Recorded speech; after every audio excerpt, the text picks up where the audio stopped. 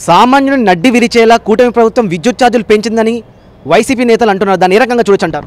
YCP నేతలు ఎలా అంటే దొంగే దొంగ అని అరుస్తూ ఉన్నట్టుంది. ఎందుకంటే గతంలో నాకు ఇది మాట్లాడుతుంటే ఒకటి గుర్తొస్తా ఉంది. జగన్మోహన్ రెడ్డి అప్పుడు వాళ్ళ చిన్న ఆయన్ని ఎవరు చంపించారు ఇప్పుడు మనందరికీ తెలుసు.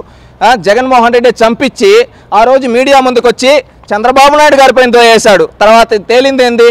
తన సొంత చిన్నాన్ని తానే చంపించాడు. తన పక్కన ఎప్పుడు నిలబడి ఉండే స్తంభంలాగా అవినాష్ రెడ్డి చంపించాడని తెలుసు. ఇప్పుడు కూడా నిన్న కూడా పులివెందులకు వెళ్తే ఆ హంతకుడిని పక్కన పెట్టుకొని ఉన్నాడు ఈ జగన్మోహన్ రెడ్డి. ఈ రోజు కూడా ఏంటంటే విద్యుత్ ఛార్జీల్లో అతను పెంచి అతను చేసి 5 ఏళ్ళ అధికారంలో 10 సార్లు కరెంటు ఛార్జీలు పెంచావు.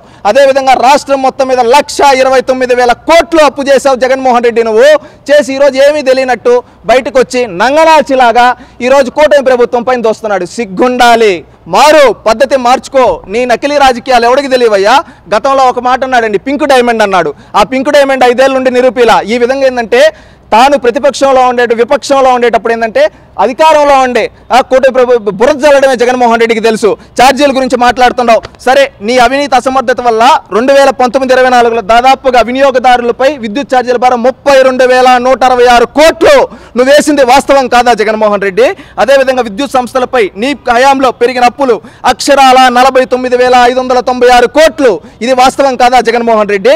అదేవిధంగా నీ అసమర్థత వల్ల జరిగిన నష్టం మొత్తానికి VTPS కృష్ణపట్నం థర్మల్ ప్లాంట్లు ఏర్పాట్లు జాప్యం వల్ల రాష్ట్రానికి అక్షరాల 12,818 కోట్లు నీ వల్ల నష్టం జరిగింది. దీనికి సమాధానం చెప్పయ్యా. పోలవరం హైడ్రో ఎలక్ట్రిక్ ప్రాజెక్ట్ జాప్యం నష్టం 4,737 కోట్లు. దీనికి సమాధానం చెప్పు. అదేవిధంగా స్వల్పకాలిక విద్యుత్ కొనుగోలు వల్ల నష్టం 2,691 కోట్లు. దీనికి సమాధానం చెప్పు. చెప్పలేడు. ఏడాదికి 7,000 మెగావాట్ల సోలార్ పవర్ సెకీ నష్టం 3,885 కోట్లు. దీనికి సమాధానం చెప్పయ్యా జగన్మోహన్ రెడ్డి. సమాధానం చెప్పలేవు. అప్పులపై వడ్డీ భారం ఎంత పడిందంటే ఇప్పుడు 10,892 కోట్లు. దీనికి సమాధానం చెప్పు. చెప్పలేడు. జెన్కో ప్లాంట్లు విద్యుత్ ఉత్పత్తి తగ్గించడం వల్ల నష్టం 3,135 కోట్లు. ఈ విధంగా లెక్కేసుకుంటూ పోతే 1,29,000 కోట్లు రాష్ట్రంపై నువ్వు వేసిన భారం. ఇది డైరెక్ట్ శ్వేతపత్రంలో కూటమి ప్రభుత్వం ఆ రోజు విడుదల చేసింది. ఆ రోజు నువ్వు ఎందుకు మాట్లాడలేదయ్యా? ఆ రోజు మాట్లాడలేదు. ఒక 3 నెలలు అయిపోయిన తర్వాత ఇప్పుడు 6 నెలల తర్వాత వచ్చి కూటమి ప్రభుత్వం పని ఆ రోజు 2023-24 నువ్వు ఆ రోజు VRCకి పంపించి కరెంట్ ఛార్జీలు పెంచుకోవచ్చని ఆమోదం తెలిపించింది నువ్వు. ఆ రోజు మీ బినామీ నాగార్జున రెడ్డి. దీనికి సమాధానాలు చెప్పు. సమాధానం చెప్పలేడు. బాగున్న విద్యుత్ని ఒకప్పుడు మనం రాష్ట్ర విభజన జరిగినప్పుడు చూసాం. రాష్ట్ర విభజన జరిగినప్పుడు రాష్ట్రానికి ఆ రోజు సంక్షోభంలో ఉంటే విద్యుత్ ఆ రోజు సంస్కరణలు తీసుకొని వచ్చి మిగులు విద్యుత్తుకు తీసుకొని వచ్చాడు చంద్రబాబు నాయుడు గారు. 2019లో దిగిపోయే నాటికి ఈ జగన్మోహన్ రెడ్డి ఏం చేశాడయ్యా? 2019 వచ్చిన తర్వాత ఈయనేదో పెద్ద మేధావిలాగా PPL రద్దు చేశాడు. ఎవడు రద్దు చేయమన్నాడయ్యా ఆ రోజు?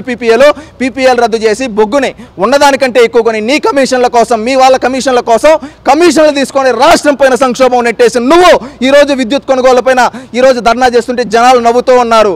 బాబాయిని చంపింది నువ్వే, ఆ రోజు పక్కన వాళ్ళపైన తోసింది నువ్వే, ఈరోజు రేట్లు పెంచింది నువ్వే, ధర్నా చేసేది నువ్వే అని జనాలు నవ్వుతున్నారయ్యా జగన్మోహన్ రెడ్డి.